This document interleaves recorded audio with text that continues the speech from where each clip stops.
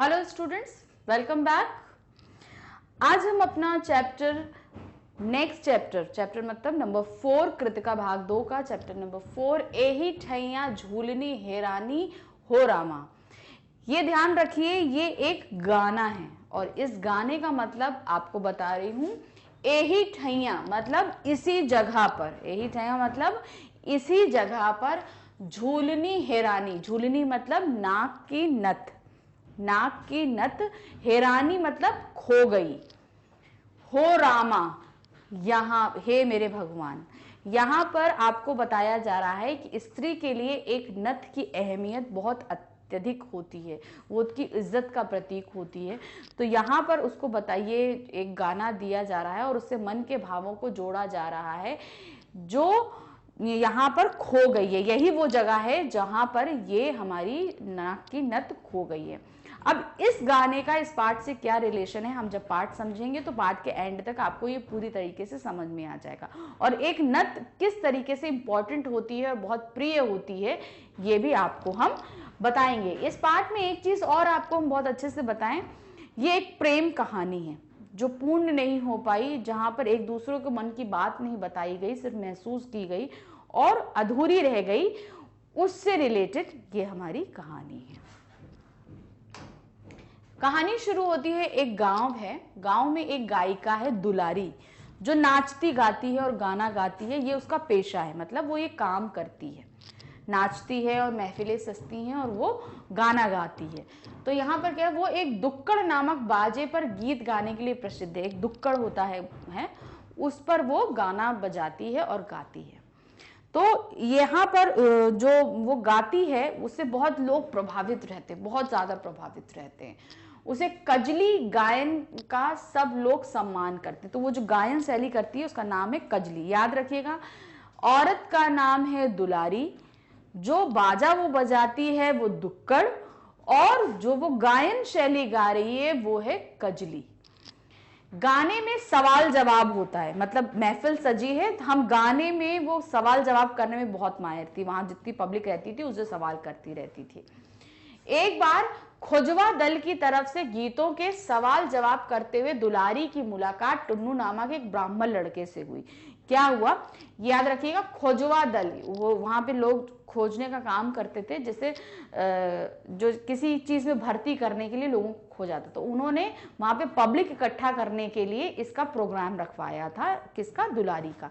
तो वहीं पर उसकी मुलाकात दुलारी की किससे हुई, टुन्नू नामक एक ब्राह्मण लड़के से हुई। बजर डीला वालों की तरफ से मधुर कंठ ने टुन्नू ने उनके साथ पहली बार सवाल जवाब किया। तो टुन्नू ने क्या किया, जब वो सवाल जवाब कर रही थी तो टुन्नू ने गा के ही गायन शैली में खूब अच्छे से जवाब दिया, जिससे दुलारी बहुत प्रभावित हुई थी।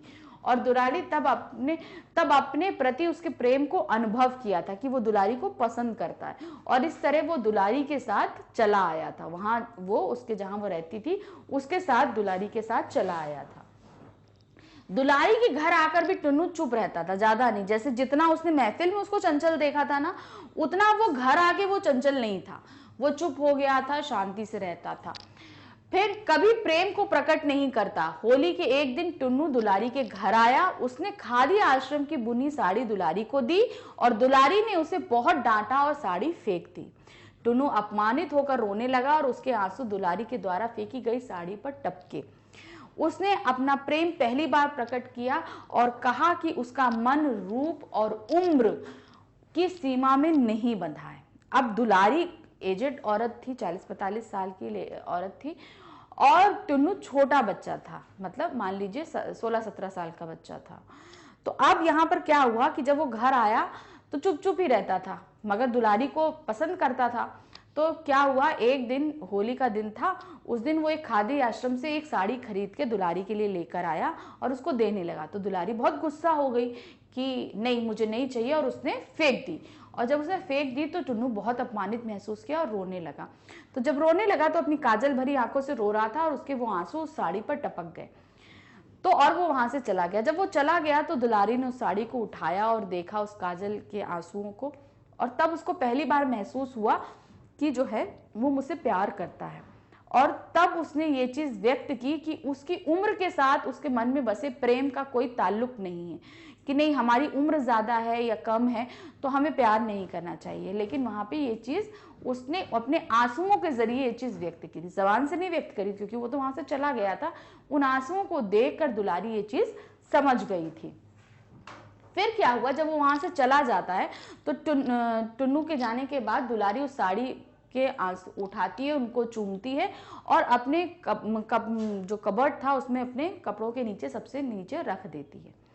अब क्या होता है, मैंने ढलती जो दुलारी थी वो ज्यादा उम्र की थी, उम्र की ढल रही थी, तो पहली बार उसने प्यार को महसूस किया था कि मेरे से किसी ने प्यार किया है। तो उसको भी अब थोड़ा थोड़ा फीलिंग आ रही थी कि मैं भी अब शायद उसको पसंद करने लगी हूँ। तो उसने क्या किया, कपड़ों को रख दिया और टुन्नू के प्रेम को समझने लगी थी वो।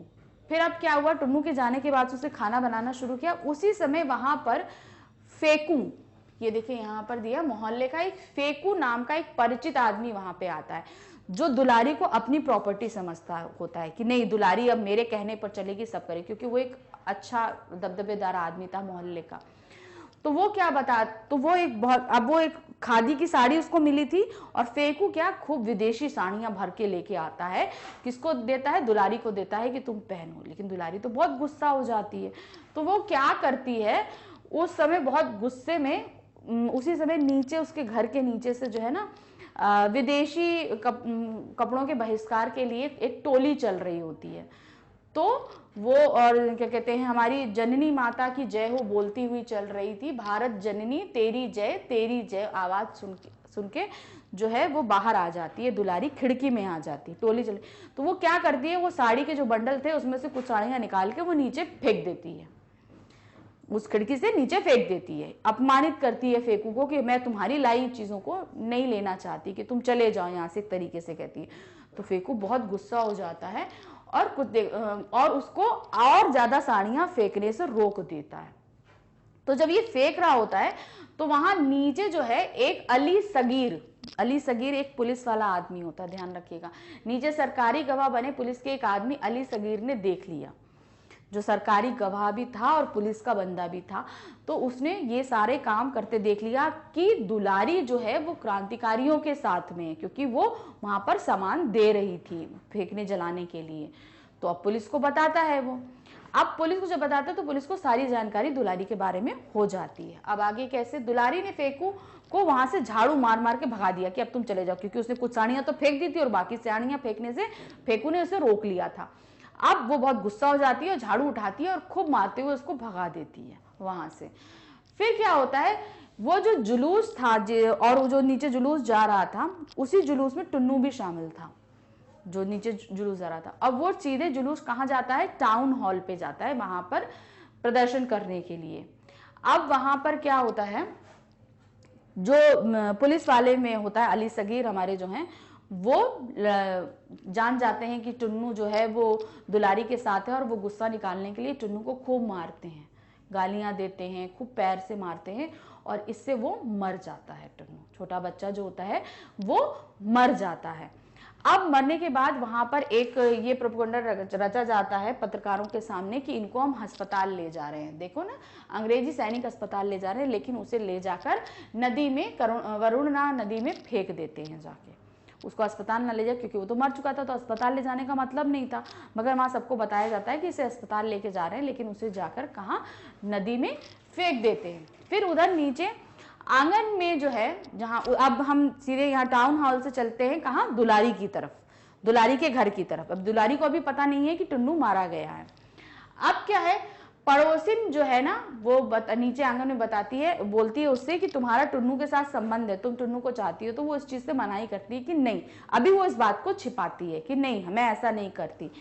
फिर इतने में झिंगुन नाम का एक छोटा सा पड़ोसी बच्चा आता है, उसके पड़ोस में एक झिंगुन नाम का बच्चा रहता है, तो वो आता है और टुन्नू के मरने की खबर दुलारी को देता है कि टुन्नू टाउन हॉल में मारा गया। वो बहुत परेशान हो जाती है और तैयार होकर तुरंत टाउन हॉल के लिए निकलने लगती है। मगर उसी समय क्या होता है, वहां पर जो है वो बहुत क्रोध गुस्से में चलती है और टुन्नू ने जो साड़ी दी थी वो पहन कर तैयार होती है वहां पर जाने के लिए। लेकिन तभी उसी समय फेकू जो है मुंशी के साथ आ जाता है। फेकू कौन? वही आदमी जो दबावदार आदमी होता है, जो दुलारी पे अपना हक समझता होता है। वो आता है मुंशी को लेकर कि तुमको जो है एक सभा के लिए परफॉर्म करना है, ठीक है। ये देखो दिया, दुलारी को थाने में होने वाली अमन सभा में गाने के लिए बुलाता है और ये अमन सभा दूसरे दिन होनी थी। किस जगह होनी थी? उसी जगह जहां पर टुन्नू मारा गया होता है। तो अब उस समय तो जब वो निकल रही होती है तो निकल नहीं पाती है टुन्नू से मिलने के लिए या उस जगह पे जाने के लिए, क्योंकि टुन्नू को तो वरुणा नदी में फेंक दिया गया होता, तो वो मिल भी नहीं सकती है। तो अब वो वहां से अब दूसरे दिन वो वहां गाने के लिए पहुंचती है। वहां पर समारोह होता है, उसी जगह पे बुलाया जाता है दुलारी को। दुलारी आती है वहां पे, उसको गीत गाने के लिए बोला जाता है। मौसम के हिसाब से गाओ गाना, जो मौसम चल रहा है उसके हिसाब से। लेकिन वो तो दुखी होती है, वो मौसम के हिसाब से कैसे गाना गा सकती है। तो अब वो जो गाना गाती है उसमें उसके दिल के जो भार हैं वो बाहर आते हैं। क्या उदासी जो है वो गाने कैसे बोलती है? एही ठैया झूलनी है रामा, कासो मैं पूछूं। तो वो क्या बोलती है कि ये वही जगह है जहां पर मेरी नथ खो गई है, मैं किससे पूछूं कि कहां गई। यहाँ पे नथ का रिलेटेड किससे उसने लगाया? टुन्नू से। यानी ये वही जगह है जहां पे मेरा प्रिय टुन्नू मारा गया है, मैं किससे पूछूं, कौन मुझे बताएगा कि वो कहां चला गया है। और इस समय उसके मुंह पे तो हंसी होती है लेकिन दिल से वो बहुत अधिक रो रही होती है। अब ये सारी बातें यहाँ पे हो रही थी, इस सारी बात को जो है एक पत्रकार बड़े अच्छे से एब्जॉर्व कर रहा होता है। चाहे वो जुलूस निकल रहा हो, चाहे टुन्नू का मारा जाना हो, चाहे अमन सभा हो, सभी जो है इसको एक पत्रकार बहुत अच्छे से देख रहा होता है। इसकी एक स्टोरी पिरोता है और संवाददाता के पास लेके जाता है, प्रधान संवाददाता के पास लेके जाता है। और वो संवाददाता इस स्टोरी को अयोग्य घोषित कर देता है कि नहीं, ये बेकार स्टोरी है, हम इसको नहीं छापेंगे। क्यों नहीं छापेंगे? इसका क्या कारण है, क्या है, क्यों करता है? क्योंकि सच्ची तो होते हुए तो हम सच्ची तो थी उसको, लेकिन अगर हम ये खबर छापेंगे तो क्या होगा? लोग इसको पढ़ेंगे नहीं ज्यादा, और सरकारी तबके में हमारा नाम आ जाने के कारण हमारा अखबार बंद भी हो सकता है। उसे इस चीज का भी डर था, इसलिए वो इस स्टोरी को नहीं छापता और ये कहीं ना कहीं दब के रह जाती है। तो इस तरीके से हमने आपको इस स्टोरी में एक चीज ये साफ तौर से बताई कि एक नाचने गाने वाली बड़ी उम्र की औरत जो एक छोटे से लड़के से प्यार करती है और किस तरीके से उसके मर जाने पे अपने दिल के दर्द को एक गाने में बयां करती है, और उसी गाने की पंक्ति से इस पाठ का नाम पड़ा है। तो यहाँ बताया गया प्यार की कोई उम्र नहीं होती, लेकिन जो चीज़ें फीलिंग और इसमें दिखाई गई कि उसके मरने के बाद भी वो उसको कितनी तकलीफ थी, ये सारी चीज़ें इस पाठ के अंतर्गत बताई गई हैं। आई होप आपको पाठ बहुत अच्छे से ये समझ में आया होगा। इसके प्रश्न अभ्यास हम आपके नेक्स्ट वीडियो में आपको दिखाएंगे। Okay, good bye. Hello students, welcome to Magnet Brains. हम फिर आ गए। अपना प्रीवियस पार्ट जो हमने पढ़ा था एही ठैया झूलनी है रामा, तो वहाँ पर अब हम इसके क्वेश्चन आंसर्स पढ़ेंगे। इस चैप्टर को हम आपको इसके पहले वाले वीडियो में समझा चुके हैं कि इस चैप्टर के अंदर क्या था। अब हम इसके क्वेश्चन आंसर्स पढ़ने जा रहे हैं। हमारा पहला क्वेश्चन है, हमारी आज़ादी की लड़ाई में समाज के उपेक्षित माने जाने वाले वर्ग का योगदान भी कम नहीं रहा। इस कहानी में ऐसे लोगों के योगदान को लेखक ने किस प्रकार उभारा है। यहाँ पर दिखाया कि भाई बड़े बड़े राजनेताओं और क्रांतिकारियों के नाम तो आए, लेकिन बहुत छोटे छोटे लोगों ने भी अपने स्तर में बहुत से काम किए। तो इसमें एक छोटा सा बच्चा टुन्नू, नाचने गाने वाली दुलारी, एक पत्रकार, इन सब का क्या क्या जो रहा योगदान वो सारा, साथ में वो छोटा सा बच्चा झिंगुर, तो इन सारे के बारे में आपको थोड़ा थोड़ा लिखना है। कौन कौन से हमारे, एक तो दुलारी, एक टुन्नू, एक हमारे पत्रकार और एक बच्चा, छोटा बच्चा झिंगुर, इन सब के योगदानों को कम से कम 2 से 3 लाइन में आपको एक्सप्लेन करते हुए इस क्वेश्चन का आंसर देना है। जैसे टुन्नू ने क्या किया, सिर्फ उसने एक नाचने गाने वाले के साथ रहते हुए नारेबाजी करी और अपने देश को आजाद कराने के लिए अपनी जान दे दी। दुलारी ने क्या योगदान किया, वो गाना तो गा रही थी पर साथ में क्रांतिकारियों का सहयोग भी कर रही थी और अपने प्यार को भी खो दिया उसने। इतनी तकलीफों के साथ भी वो देश को आजाद कराने की कोशिश लगातार करती रही। झिंगुर, झिंगुर क्या करता था, छोटा बच्चा होते हुए लोग उस पर शक नहीं करते थे, तो ये यहाँ से खबरें लाना, वहां से खबरें लाना, क्रांतिकारियों की मदद करना, ये सारे काम करता था। एक पत्रकार जो छुपकर सारी चीजों को देख रहा था और हमारे क्रांतिकारियों तक मैसेज पहुंचाता था। तो ये सारी चीजें आपको छोटी छोटी लाइंस में लिखकर एक पैरा में बांधना है और इस क्वेश्चन का आंसर आपको देना है। फिर उसके बाद हम आते हैं, कठोर हृदय समझे जाने वाली दुलारी टुन्नू की मृत्यु पर क्यों विचलित हो जाती है। सिंपल सी बात है, वो एक अधेड़ उम्र की स्त्री थी, उसे अभी तक प्यार नहीं मिला था, उसका परिवार नहीं था, लेकिन एक टुन्नू जो छोटी उसके बच्चे की उम्र से भी कहीं कम था, लेकिन जब उसे इतना प्यार देता है, यहां पर प्यार क्या था, सिर्फ उसके दिल में था, वो कुछ और नहीं चाह रहा था उसके बदले में, उसके लिए उसकी साड़ी लेकर आया था। तो ये सारी फीलिंग्स आपको बतानी है कि आपके साथ वो कहीं रहना या चाहना कुछ नहीं चाह रहा था, वो सिर्फ अपने प्यार को दिल में रखकर उसको बता रहा था, सिर्फ एक सूती साड़ी के जरिए अपने प्यार को दुलारी को बताने के लिए आया था, और अपने काजल भरी आंखों से टपके आंसुओं से वो अपने प्यार को बयां कर गया था। तो ये छोटी छोटी सी चीज आपको एक्सप्लेन करनी है इस आंसर के अंदर में। और साथ में इस वाले आंसर में आपको एक चीज और ध्यान देनी है कि जब वो मर जाता है तो दुलारी का प्यार किस तरह झलकता है, पहले तो टुन्नू का प्यार, फिर उसके बाद दुलारी का प्यार किस तरीके से झलकता है, ये भी आपको बताना है।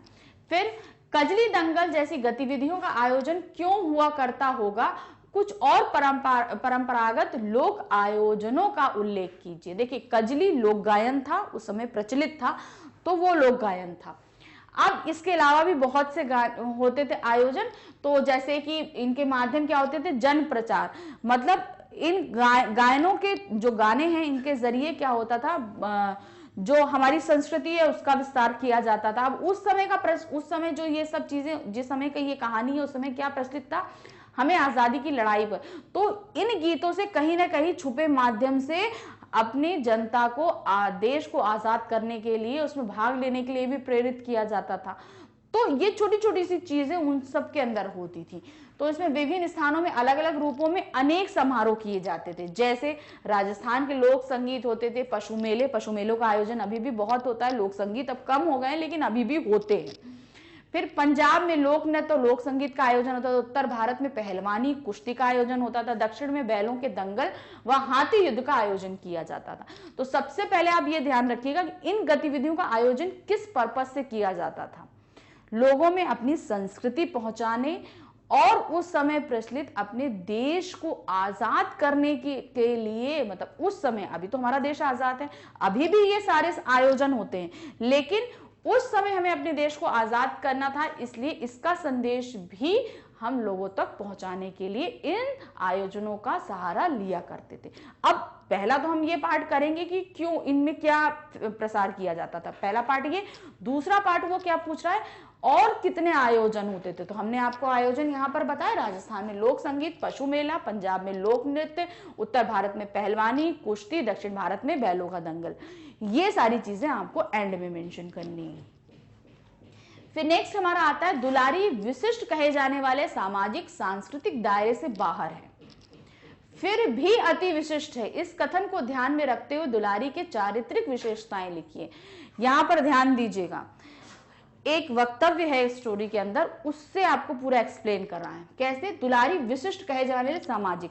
हमारा समाज जो है ना, बोलते ना हम नाचने गाने वाले बहुत निम्न तबके के माने जाते हैं, नहीं, दुलारी ये गाती थी लेकिन तब भी उसने अपनी डिग्निटी मेंटेन की हुई थी। कैसे, बहुत ही सम्मानित तरीके से वो गानों को गाती थी और उन गानों में कोई ना कोई मैसेज रहता था, इसलिए वो कजली गायन था। अब इसमें क्या होता था, वो प्रबुद्ध गायिका थी, उसमें गाने का प्रभाव, सुर ताल की अच्छी पहचान थी, उसकी आवाज मधुर लय सुंदर सब थी, सबला स्त्री थी, अबला नहीं थी, कमाती थी, मजबूत थी, हिम्मत वाली थी, एक अच्छी स्त्री थी। तो ये चीजें पुरुषों के पौरुष को ललकारती थी। जैसे उसने फेकू को खूब अच्छी तरीके से झाड़ू मार के भगा दिया, जबकि वो मोहल्ले का सबसे दबदबेदार आदमी था, लेकिन तब भी उसने झाड़ू उठाई और उसको मार के भगा दिया। तो यहां दिया कि वो एक सबला नारी थी, वो निर्बल नहीं थी, वो अच्छे, मतलब अपने आत्मविश्वास को उसने बना कर रखा हुआ था कि कोई उसको परेशान करे तो उसे किस तरीके से पछाड़ना है। फिर उसके बाद क्या था, देशभक्त थी क्योंकि वो क्रांतिकारियों की मदद करती थी। समर्पित प्रेमिका थी। समर्पित प्रेमिका क्यों थी, क्योंकि एक टुन्नू के मर जाने के बाद उसका जो दर्द बयां हुआ उससे पता चलता है कि उसने प्यार को पहचाना था मगर उसको प्यार वो मिल नहीं पाया। फिर सहृदय नारी थी, क्योंकि माना वो कठोर थी क्योंकि अकेली एक स्त्री थी, कठोर थी, लेकिन वो इस समाज में भी अपना एक प्रभुत्व रखती थी और कठोरता के साथ उसका हृदय कोमल भी था बच्चों के लिए। जैसे कि चिंगूर आता है तो उसको किस तरीके से दुलार से वो बुलाती है और बाद में उसे पता चलता है कि टुन्नू मारा गया। फिर निडर स्त्री थी, वो डरती नहीं थी, ये नहीं कि किसी ने उसे दबा लिया, निडर थी। ये कई जगह पता चलता है। जब उसे अमन सभा में बुलाया जाता तो सबके सामने वो अली असगर को अपराधी साबित कर देती कि इसी ने जो है मेरे टुन्नू को मारा है। वो गाने के जरिए ही लेकिन अली असगर को बता देती है कि इसने मेरे जो है प्रेमी टुन्नू को मारा है। फिर स्वाभिमानी स्त्री थी। स्वाभिमानी क्यों थी, क्योंकि अब अगर कोई उसको इतनी सारी विदेशी साड़ियां मिलती है, वो उठा के उन सबको साड़ियों को फेंक देती है कि ले जाओ जाओ जला दो। तो यहां पर यह भी पता चलता है कि वो स्वाभिमानी स्त्री थी।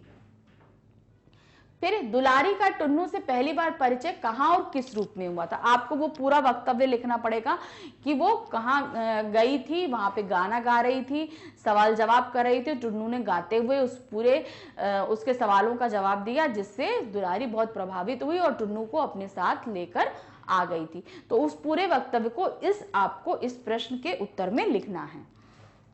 फिर नेक्स्ट हमारा आता है, दुलारी का टुन्नू को यह कहना कहां तक उचित था, तय सबरोल्ला बोल जिन्नी में कब देखन लोट। ध्यान दीजिएगा, ठीक है।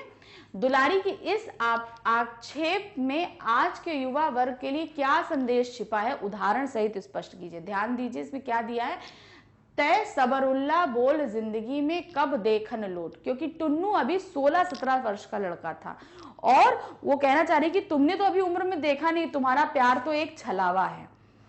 तो यहां पर उसने पहले तो वक्तव्य को आपको एक्सप्लेन करना है कि वो वक्तव्य का मतलब क्या है जो बोला गया। यहाँ पे दिया है ना, उसके पिताजी गरीब पुरोहित थे और वो मुश्किलों से ग्रस्त थे, तो टुन्नू के पास कहाँ नोट थे, कहाँ, तुम खाली प्यार करना जानते हो, नोट तुम्हारे पास कहाँ है, गृहस्थी कहाँ से चलेगी, तो तुमने देखे ही नहीं है। अब इसमें यहाँ पर ये बताती है कि कौड़ी कौड़ी का मोल क्या जानो, गृहस्थी कैसे चलेगी, ये सारी चीजें बताती। अब उसमें आपको दूसरा क्या पूछा है, युवा वर्ग के लिए क्या संदेश छिपा है कि आपको मेहनत करनी है, आप मेहनत करोगे तभी अपनी जिंदगी जी सकते हो, क्योंकि मेहनत पे ही आपको पैसा मिलेगा और उस पैसे के जरिए ही आपको ये जिंदगी जीनी है, अच्छी जिंदगी जीनी है, अपना घर चलाना है, अपना परिवार चलाना है, अपने बड़ों की देखभाल करनी है। तो ये एक मैसेज इसके अंदर छिपा था। फिर हमारा नेक्स्ट क्वेश्चन है, भारत के स्वाधीनता आंदोलन में दुलारी और टुन्नू ने अपना योगदान किस प्रकार दिया। तो आपको ये 2 पैरा में लिखना है, एक तो दुलारी के बारे में लिखोगे, फिर टुन्नू के बारे में लिखोगे। दुलारी प्रत्यक्ष रूप से नहीं करती थी, वो अत्यक्ष रूप से भाग लेती थी। कैसे प्रत्यक्ष मतलब एकदम सामने नहीं आती थी, टुन्नू क्या करता था, वो शामिल हो जाता था, मगर जो हमारी दुलारी थी वो क्या करती थी, वो छिप के क्रांतिकारियों की मदद करती थी। कैसे, देखिए, अप्रत्यक्ष रूप से अपना योगदान दिया था, उसने विदेशी वस्त्रों का बहिष्कार किया था, वो जो विदेशी साड़ियां आई थी उनको सबको उसने फेंक दिया था। फिर उसने फेकू को भी रेशमी साड़ी का बंडल फेंकने के लिए बोला था कि नहीं तुम भी फेंक दो। तो ये एक तो ये हुआ। फिर टुन्नू क्या करता था, स्वतंत्रता संग्राम के जितने आंदोलन थे उसमें भाग लेता था, नारे लगाता था और अंत में उसी में उसने अपनी जान भी दे दी। तो इस तरीके से 2 अलग अलग पैरा में आप इसको एक्सप्लेन करोगे। फिर नेक्स्ट क्वेश्चन हमारा क्या बोलता है, दुलारी और टुन्नू के प्रेम के पीछे उनका कलाकार मन और उनकी कला थी। यह प्रेम दुलारी के देश प्रेम तक कैसे पहुंचती है, क्यों पहुंचती, देखो दोनों का पहले तो आप प्रेम एक्सप्लेन करोगे किस तरह दोनों एक दूसरे से प्रेम करती थी, और फिर वो देश प्रेम में कैसे बदल जाती है, क्योंकि देश के लिए ही टुन्नू अपनी जान देता है। तो अब दुलारी कहती है जिसके लिए मेरा प्रेमी चला गया अब मैं भी उसी काम पे जाऊंगी। तो ये चीज आपको अपनी लैंग्वेज में एक्सप्लेन करनी है। फिर नेक्स्ट हमारा आता है, जलाए जाने वाले विदेशी वस्त्रों के ढेर में अधिकांश वस्त्र फटे पुराने थे, परंतु दुलारी द्वारा विदेशी मिलों से बनी कोरी साड़ियों को फेंके जाना उसकी किस मानसिकता को दर्शाता है? यहाँ ये मानसिकता दर्शाता है कि मेरे लिए विदेशी कपड़ा बहिष्कार करने से मतलब है, जरूरी नहीं है कि फटा पुराना हो, मेरे लिए विदेशी हर एक चीज जिस भी स्थिति में हो वो बहिष्कार करने वाली चीज है। और दूसरा, वो फेंकू को बिल्कुल पसंद नहीं करती थी। तो इसकी दो मानसिकताएं थी, एक तो वो विदेशी चीज को किसी भी परिस्थिति में बहिष्कार कर देना चाहती थी, उसको नहीं यूज करना चाहती थी, और दूसरी चीज क्या थी आपकी कि दूसरी स्थिति ये थी कि वो फेंकू को बिल्कुल पसंद नहीं करती थी, उसके सामान लाए हुए सामान को इस्तेमाल नहीं करना चाहती थी। तो ये दो मानसिकताओं के साथ में आपको इसे एक्सप्लेन करना है कि दुलारी की ये दो मानसिकताएं उसके साथ चल रही थी। उसे उन विदेशी साड़ियों से ज्यादा महंगी टुन्नी की लाई हुई वो देश की खादी साड़ी ज्यादा पसंद आई थी। क्यों? क्योंकि उसमें प्यार था। नेक्स्ट हमारा आता है, मन पर किसी का बस नहीं, वह रूप या उम्र का कायल नहीं होता। टुन्नू के इस कथन में उसका दुलारी के प्रति किशोर जनित प्रेम व्यक्त हुआ, परंतु उसके विवेक ने उसके प्रेम को किस दिशा की ओर मोड़ दिया? यहां पर क्या था, टुन्नू बोलता है कि जो है हमारा प्रेम जो है वो उम्र नहीं मान, क्योंकि दोनों की उम्र में बहुत फर्क था, तो वो बोलता है उम्र का नहीं है। तो ये पहले वो सोचती है कि वो शारीरिक आकर्षण में है, लेकिन जब वो वहां से साड़ी रख के चला जाता है और उनके आंसुओं को देखता है तो उसे समझ में आता है कि नहीं, ये शारीरिक आकर्षण नहीं था, ये मन का आकर्षण था, वो मन से पसंद करता है। तो ये चीज आपको बतानी है कि किशोर जनित प्रेम नहीं था, मतलब किशोरी अवस्था में इन्फैक्चुएशंस जो होते हैं वो इन्फैक्चुएशंस नहीं थे, ये एक सच्चा प्रेम था जो दुलारी को समझते हुए टुन्नू ने किया था। तो यहां पर वो सिर्फ एक छल नहीं था, वो एक मूवमेंट, सडन मूवमेंट्स नहीं थे, वो सही और सच्चा प्यार था। इस चीज को आपको एक्सप्लेन करना है, और पहले तो आपको ये एक्सप्लेन करना है, फिर क्या उसके विवेक ने उसके प्रेम को किस दिशा में मोड़ दिया। विवेक मतलब कि वो वहां पे चला गया, चाहता तो उस समय वो वहां पर टुन्नू दुलारी से लड़ सकता था उसकी साड़ी फेंकने पे, लेकिन नहीं, उसने धीरज दिखाया और चुपचाप वो वहां चला गया। तो जो दुलारी उसको इन्फेक्शन समझ रही थी, शारीरिक आकर्षण समझ रही थी, उसके चले जाने से ये समझ में आया कि नहीं, ये सच्चा प्रेम था।